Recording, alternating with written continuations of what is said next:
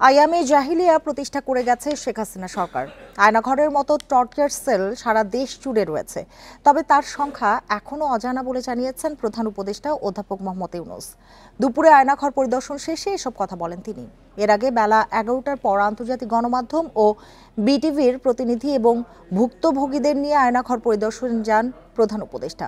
এ নিয়ে দুপুর 2:30টায় পররাষ্ট্র মন্ত্রণালয়ের সংবাদ সম্মেলনে বিস্তারিত জানানো হবে। এর আগে 19 জানুয়ারি গুম সংক্রান্ত তদন্ত কমিশন প্রধান উপদেষ্টার সাথে একটি বৈঠক করে। সে বৈঠকে প্রধান উপদেষ্টাকে গুমের ঘটনার তদন্তের অগ্রগতি সম্পর্কে জানানো হয়। বন্দীদের সেখানে আটকে রাখা হতো, তা জয়েন্ট ইন্টারোগেশন সেল বা আয়নাঘর নামে পরিচিত। কমিশনের সদস্যদের আহ্বানেরই আজ সেসব স্থাপনা পরিদর্শন করেন অন্তর্বর্তী সরকার প্রধান।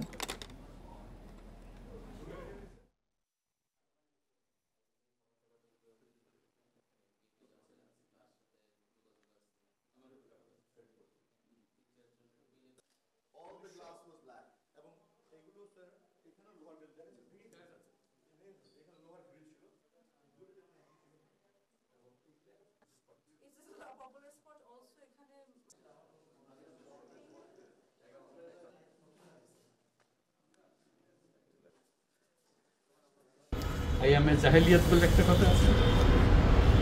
এই গত সরকার এই আইএমএ জাহেলিয়াতকে প্রতিষ্ঠিত করে গেছে সর্বক্ষেত্রে।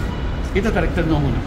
এটা বিনা কারণ রাস্তা থেকে উঠিয়ে আনা, বিনা দোষে কতগুলো সাক্ষী সাবুত হাজির করে সেই এক্সপ্লোসিভ কতগুলো গাড়ির মধ্যে ঢুকিয়ে দিয়ে তারা বলছে তুমি সন্ত্রাসী জঙ্গি এগুলো বলে তাকে নিয়ে আসা হচ্ছে। এবং এইরকম ইন্টারোগেশন সেল, এরকম টর্চার সেল, এরকম টর্চার সেল সারা বাংলাদেশ জুড়ে আছে। সেটাও শুনলাম আজকে। আমার ধারণা ছিল যে এখানে আয়নাঘর বলতে যে কয়েকটা আছে, এখন শুনতেছি এই আয়নাঘরের বিভিন্ন ভার্সন সারা দেশ জুড়ে আছে। কেউ বলতে 700, কেউ বলে 800।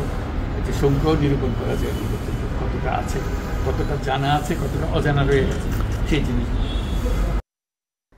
আইনশৃঙ্খলা পরিস্থিতির উন্নতি, নিত্য পণ্যের দাম সহনীয় রাখা সহ নানা দাবিতে আজ থেকে শুরু বিএনপির জেলা পর্যায়ের সমাবেশ। প্রথম দিন খুলনা, লালমনিরহাট, সিরাজগঞ্জ, ব্রাহ্মণবাড়িয়া, সুনামগঞ্জ ও পটুয়াখালী এই 6 জেলাতে পালন হচ্ছে কর্মসূচি। 25 ফেব্রুয়ারি পর্যন্ত 64 জেলায় সমাবেশ করবে দলটি। এ সময় নিত্য পণ্যের দাম নিয়ন্ত্রণ, আইনশৃঙ্খলার উন্নতি ছাড়াও দ্রুত গণতান্ত্রিক ব্যবস্থায় উত্তরণের জন্য নির্বাচনী রোড ম্যাপ চাইবে তারা। পাশাপাশি রয়েছে ফ্যাসিবাদী নানা চক্রান্ত মোকাবিলার দাবিও।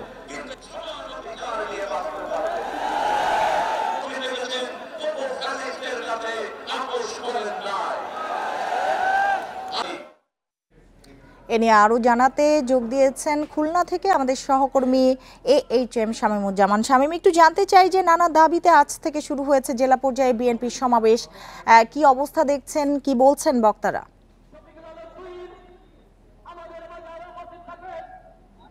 আজ খুলনার সমাবেশ ঐতিহাসিক শহীদ হাদিস পার্কে। আমরা এই মুহূর্তে হাদিস পার্কে অবস্থান করছি। এখনো কিন্তু সমাবেশের যে আনুষ্ঠানিকতা এখনো পর্যন্ত শুরু হয়নি, হয়তো বা 3টে নাগাদ শুরু হবে। অতিথিরাও এখনো আসেননি বা সমাবেশে যারা আগত আছেন বিএনপির নেতাকর্মীরা, তারাও কিন্তু এখনো পর্যন্ত এসে পৌঁছাননি। হয়তো বা 2 মিনিটের আগেই তারা এসে পৌঁছাবেন। আমরা আসলে আগে বলেছি যে নিত্য প্রয়োজনীয় দ্রব্যের মূল্যের বৃদ্ধি সহনীয় পর্যায়ে রাখার দাবিতে, দ্রুত গণতান্ত্রিক যাত্রাপথে উত্তরণ দাবিতে, অবনতিশীল আইন শৃঙ্খলা পরিস্থিতির উন্নতির সহ নানান দাবিতেই কিন্তু আজকের এই সমাবেশের আয়োজন করেছে। আমরা একটা কথা একটু বলে রাখি যে দীর্ঘদিন পরেই কিন্তু বিএনপির এই যে উন্মুক্ত মঞ্চে যে উন্মুক্ত স্থানে যে সমাবেশ হচ্ছে, সমাবেশকে কেন্দ্র করেই কিন্তু নেতা কর্মীদের মধ্যে আমরা এক ধরনের উৎসাহ উদ্দীপনা দেখেছি। আমরা সাধারণ নেতা কর্মীদের সাথে কথা বলেছি, কিন্তু তারা কিন্তু এই সমাবেশ স্থানে আসার প্রস্তুতি নিয়েছে এবং বিভিন্ন মোড়ে মোড়ে বিভিন্ন এলাকায় কিন্তু তারা প্রস্তুতি দিচ্ছে যে মিছিল সহকারে তারা আজকের এই সমাবেশে যোগদান করবে এবং সমাবেশ যাতে সফল হয় সেই চেষ্টায় তারা করবেন। তো এই ছিল আমার কাছে সর্বশেষ তথ্য। বিএনপি জেলা পর্যায়ের সমাবেশ নিয়ে খুলনা থেকে জানাচ্ছিলেন সহকর্মী শামীমুজ্জামান। জাতীয় স্থানীয় সরকার নির্বাচনের জন্য প্রায় ৬,০০০ কোটি টাকা চেয়েছে নির্বাচন কমিশন। এর মধ্যে ২,৮০০ কোটি টাকা ব্যয় হবে জাতীয় নির্বাচনে। বুধবার সাংবাদিকদের সাথে আলাপকালে নির্বাচন কমিশনের ৩ অর্থ বছরের মধ্যমেয়াদী বাজেট প্রাক্কলনের কার্য বিবরণী থেকে এ তথ্য জানা গেছে। দ্বাদশ জাতীয় সংসদ নির্বাচনে বাজেট বরাদ্দ ছিল ২,০০০ কোটি টাকা। ত্রয়োদশ জাতীয় সংসদ নির্বাচনে স্থানীয় সরকার নির্বাচনের জন্য আগামী বাজেটে এই বরাদ্দ চেয়েছে ইসি। এদিকে আগামী ডিসেম্বরে ত্রয়োদশ জাতীয় সংসদ নির্বাচন অনুষ্ঠিত হবে ধরেই সব ধরনের প্রস্তুতি নিচ্ছে নির্বাচন কমিশন। এই মুহূর্তে জাতীয় নির্বাচন ছাড়া অন্য কোনো নির্বাচনের প্রস্তুতি নেই নির্বাচন সংস্থাটির।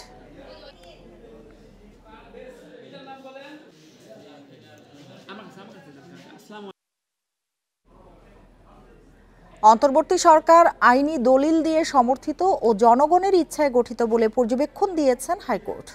বিচারপতি ফাতেমা নজিব ও বিচারপতি শিকদার মাহমুদুর রাজীব সমন্বয়ে গঠিত হাইকোর্ট বেঞ্চ এ পর্যবেক্ষণ দেন।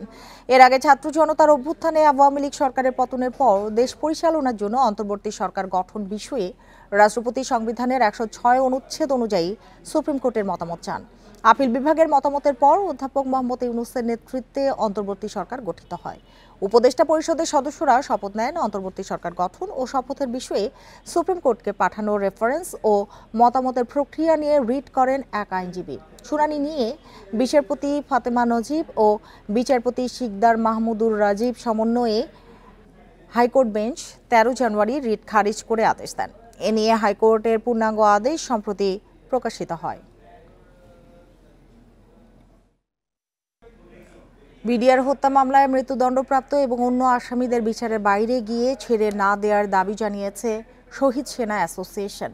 সকালে রাজধানীর রাওয়া ক্লাবে সংবাদ সম্মেলনে এ দাবি জানানো হয়। এর আগে পিলখানা শহীদ সেনা পরিবারের নতুন সংগঠন আত্মপ্রকাশ করে।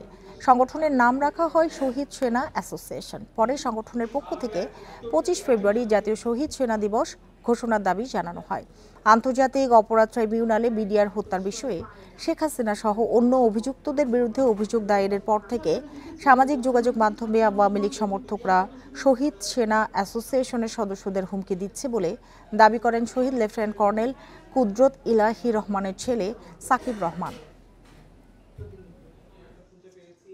গত প্রেস কনফারেন্সে আমাদের কনসার্ন ছিল এবং একমাত্র যে বিষয় নিয়ে আমরা ভীত ছিলাম সেটা হচ্ছে যে হত্যা মামলায় যারা রয়েছে, অর্থাৎ যারা কিনা যাবজ্জীবন কারাদণ্ড অথবা মৃত্যুদণ্ড প্রাপ্ত আসামি, তাদেরকে যেন আইনের ঊর্ধ্বে গিয়ে ছেড়ে দেয়া না হয়। যদি সেই সুযোগ আইনগতভাবে থাকে যে রিইনভেস্টিগেশন করা যাবে, তবে হত্যা মামলার রিইনভেস্টিগেশন হোক, এতেও কোনো অসুবিধা নেই। তবে ইনভেস্টিগেশন অর্থাৎ রিইনভেস্টিগেশন হওয়ার সময় যেন অন্ততপক্ষে এই হত্যা মামলার যে সমস্ত আসামি রয়েছে তাদেরকে বের করে দেয়া না হয়। আমি ৮ দফা দাবিতে শহীদ মিনারে মঙ্গলবার থেকে লাগাতার অবস্থান কর্মসূচি পালন করছেন চাকরিচ্যুত বিডিআর সদস্যরা। বুধবার দুপুরে বিডিআর ও তাদের পরিবারের সদস্যরা সচিবালয় অভিমুখে রওনা দিয়েছেন।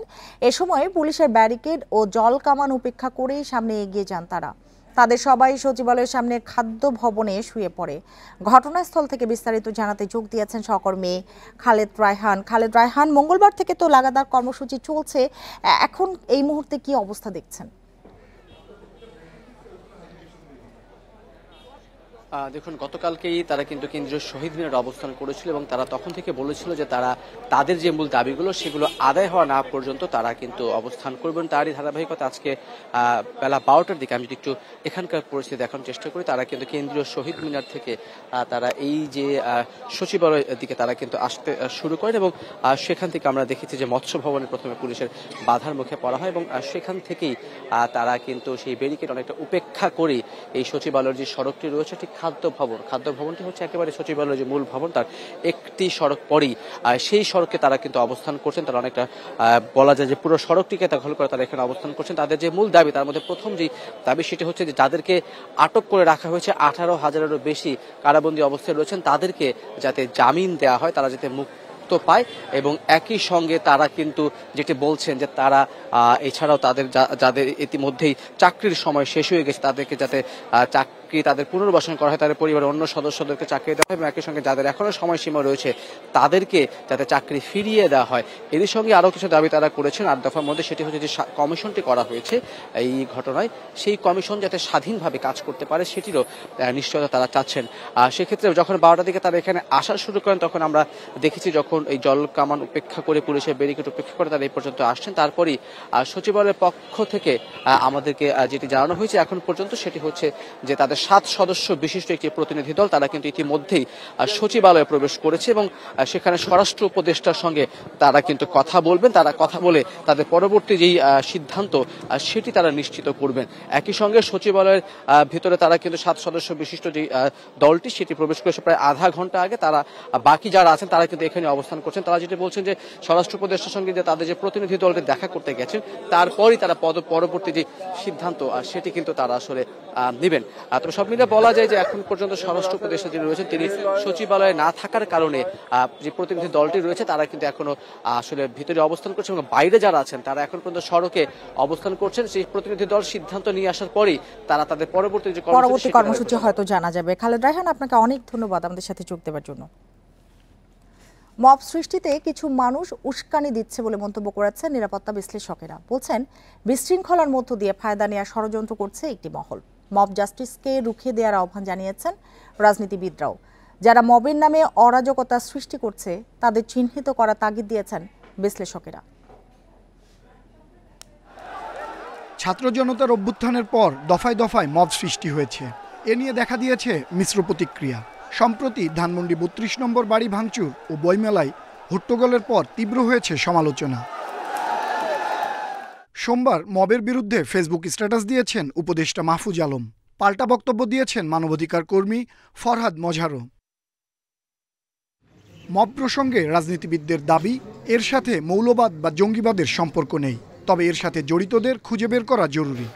যে ঘটনাটি ঘটেছে এখানে মৌলবাদের কিংবা জঙ্গিবাদের কোনো সম্পৃক্ততা নেই। আমার মনে হয় সরকারের পক্ষ থেকে এই ধরনের বার্তা দেওয়া প্রয়োজন যে বাংলাদেশে কোনো ধর্মীয় মৌলবাদ কিংবা জঙ্গিবাদের কোনো জায়গা নেই কিংবা অস্তিত্বও নেই। মবের উদ্দেশ্য নিয়ে উদ্বিগ্ন নিরাপত্তা বিশ্লেষকেরা। তাদের সন্দেহ, পরিকল্পিতভাবে কিছু মানুষকে উস্কে দিয়ে কেউ ফায়দা নিতে চাচ্ছে। সে যখন নিশ্চিত থাকে যে এই অপরাধের করবার কারণে তার কোনো শাস্তি হবে না, তখন তার ভেতর একটা ফলস পারসেপশন কাজ করে যে এই মাঠটা তো তার অগ্নিকাণ্ডের সম্পর্কিত আছে কিনা, অর্থলগ্নি সম্পর্কিত আছে কিনা, নেপথ্যে কোনো রাষ্ট্র আছে কিনা, এই সকল তথ্য উপাত্তই এই আমরা প্রত্যাশা করি যে এই সমস্ত ঘটনার পেছনে যা আছে সেটা আমাদের কাছে এই ইনফরমেশনগুলো থাকতে হবে। মব বন্ধে আইন শৃঙ্খলা বাহিনীকে সতর্ক ভূমিকা রাখার আহ্বান জানিয়েছেন বিশ্লেষকেরা। আনোয়ার সাদাত নূর, ইন্ডিপেন্ডেন্ট নিউজ, ঢাকা। অবশেষে অপেক্ষার অবসান। যমুনা রেল সেতুতে চলল যাত্রীবাহী ট্রেন। সকালে রাজশাহী থেকে ঢাকার উদ্দেশ্যে ছেড়ে আসা সিল্ক সিটি দিয়ে শুরু বাণিজ্যিক কার্যক্রম। প্রাথমিকভাবে এক লেন দিয়ে চলাচল করলেও 18ই মার্চ আনুষ্ঠানিক উদ্বোধনের পর 2 লেনেই চলবে ট্রেন। যমুনার উপর ডাবল ট্র্যাক ডুয়েল গেজের এই রেল সেতু নির্মাণ শুরু হয় 2020 সালের 3 মার্চ। কাজ শেষ হয় 2024 সালের ডিসেম্বরে। বুধবার শুরু হলো যাত্রীবাহী ট্রেন চলাচল। বেলা 11টার দিকে এই সেতু অতিক্রম করে সিল্ক সিটি এক্সপ্রেস। দীর্ঘ প্রতীক্ষার পর সিরাজগঞ্জ রেল সেতুতে আজকে প্রথমবারের মতো যাত্রীবাহী ট্রেন চলাচল শুরু হলো। এতে আমরা সিরাজগঞ্জবাসী খুবই আনন্দিত। আগে যাত্রীর সময় লাগতো বেশি, আমরা সিরাজগঞ্জবাসী খুবই আনন্দিত, খুব খুশি এবং অল্প সময়ের ভিতরে সিরাজগঞ্জ চলে আসতে পেরেছে, আনন্দের ব্যাপার। শুরুতে আপলাইনেই চলবে 2 পারের ট্রেন। অন্যদিকে আগের সেতু দিয়ে রাজশাহী থেকে ঢাকাগামী বনলতা এক্সপ্রেসে ছিল শেষ ট্রেন। নতুন এই সেতু দিয়ে চলাচল শুরুতে খুশি নির্মাণ সংশ্লিষ্টরা। এখানে কাজ করতে পেরে এবং সাকসেসফুলি কাজটা শেষ হয়েছে এবং আজকে ট্রেন চলাচলও শুরু করলো বাণিজ্যিকভাবে। তো আমরা অনেক খুশি, অনেক আনন্দিত। কাজের এই সফলতাটা আজকে দেখলাম যে যাত্রীবাহী ট্রেন আমাদের সামনে দিয়ে গেল, এতে আমাদের আসলে অনেক ভালো লাগছে। যাত্রীবাহী ট্রেন চলাচলের মাধ্যমে যমুনা রেল সেতুর বাণিজ্যিক কার্যক্রমও শুরু। 2 লেনেই চলাচল শুরু হচ্ছে 18 মার্চ আনুষ্ঠানিক উদ্বোধনের পর। এই ব্রিজের উপর দিয়ে যাত্রীবাহী ট্রেন সেটা চলাচল শুরু করলো এবং এখন থেকে প্রত্যেকটা ট্রেনে এই ব্রিজের উপর দিয়ে, এই আপলাইনের উপর দিয়ে যাওয়া আসা করবে। কারণ যে পূর্বের যে ব্রিজটা ছিল সেটা বর্তমানে বন্ধ থাকবে এবং ওখানের যে লাইনটা সেটা শিফটিং শুরু করবে। 4.8 কিলোমিটারের এই সেতু নির্মাণে খরচ 16,780 কোটি টাকা। আর এই প্রকল্প বাস্তবায়ন করছে জাপানের প্রতিষ্ঠান ওটিজি ও IHI। Independent news. কুড়িগ্রামের ভুরুঙ্গামারী উপজেলায় বাঁশরানী সীমান্তে স্থাপিত সিসিটিভি ক্যামেরা সরিয়ে নিয়েছে বিএসএফ। মঙ্গলবার রাত 11:30টার দিকে সিসি ক্যামেরাটি খুলে নেওয়া হয়। এর আগে মঙ্গলবার জোড়া মসজিদের কাছে বিজিবি ও বিএসএফ ব্যাটালিয়ন কমান্ডার পর্যায়ে পতাকা বৈঠক অনুষ্ঠিত হয়। এ সময় কুড়িগ্রামে শূন্যরেখায় বসানো সিসি ক্যামেরা অপসারণের আশ্বাস দেয় বিএসএফ। বিজিবি জানায় শূন্যরেখায় নিরাপত্তা বিবেচনা করে ক্যামেরাটি স্থাপন করে বিএসএফ। এছাড়া ওই এলাকা শূন্যরেখায় নির্মিত টিনের স্থাপনা খুলে ফেলা ও সীমান্তে 150 গজের মধ্যে অবৈধ পাকা স্থাপনা তৈরি না করা সহ বিভিন্ন বিষয়ে আলোচনা হয়েছে বৈঠকে। এদিকে চাঁপাইনবাবগঞ্জে সীমান্তের সমস্যা আলোচনার মাধ্যমে সমাধান করতে একমত দুই বাহিনী।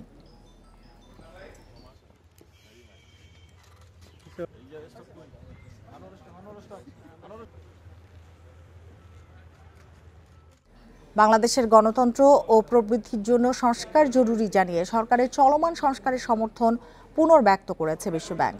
মঙ্গলবার রাষ্ট্রীয় অতিথি ভবন যমুনায় প্রধান উপদেষ্টা অধ্যাপক মোহাম্মদ ইউনূসের সাথে বৈঠকে এ কথা জানান বিশ্বব্যাংকের ভাইস প্রেসিডেন্ট মার্টিন রেজার। বৈঠকে বিশ্বব্যাংকের অর্থায়নে কর ব্যবস্থা এবং সংস্কারের সুশাসন ও স্বচ্ছতা গুরুত্ব পায়। এছাড়াও জাতীয় পরিচয়পত্র সহ শক্তিশালী ডিজিটালাইজেশন কর্মসূচি নিয়ে আলোচনা হয়। বৈঠকে বিশ্বব্যাংকের ভাইস প্রেসিডেন্ট বলেন, বাংলাদেশে গণতান্ত্রিক উত্তরণ, ভবিষ্যৎ সরকার ও অন্তর্ভুক্তিমূলক প্রবৃদ্ধির জন্য সংস্কার গুরুত্বপূর্ণ। এই সংস্কার জনগণ ও ব্যবসায়ীদের মধ্যে আস্থা তৈরিতে সহায়তা করবে। তিনি বলেন, কর রেয়াত ও ছাড় দেওয়ার সিদ্ধান্ত হওয়া উচিত সংসদ থেকে। পরে প্রফেসর ইউনূস জানান, সম্প্রতি একটি ঐকমত্য কমিশন গঠন হয়েছে। 6টি প্রধান সংস্কার কমিশনের প্রস্তাব নিয়ে রাজনৈতিক দলগুলোর সাথে সংলাপ আয়োজনে এটি সহায়ক হবে।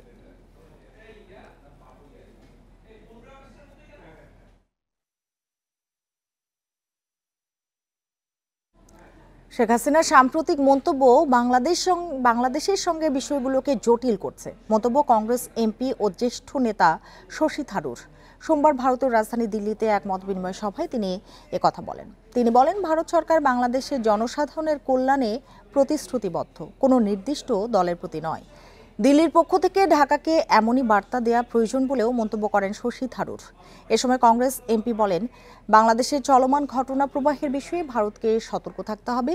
ঢাকায় দিল্লি বিরোধী সরকার এলে তা ভারতের জন্য বিপদের কারণ হতে পারে। তাই দিল্লির উচিত বন্ধুত্বপূর্ণ প্রতিবেশী হিসেবে ঢাকাকে বার্তা দেয়া যে ভারত বাংলাদেশের জনগণের কল্যাণে অঙ্গীকারাবদ্ধ। কোন দল বাংলাদেশ শাসন করবে সে সিদ্ধান্ত ভারত নেবে না বলেও মন্তব্য করেন এই কংগ্রেস নেতা। গত 5ই আগস্ট আওয়ামী লীগ সরকারের পতনের পর ভারতে আশ্রয় নেন শেখ হাসিনা। এরপর থেকে বাংলাদেশ ভারত সম্পর্কে যে টানাপোড়েন চলছে সেসব তুলে ধরেই এসব কথা বলেন শশী থারুর।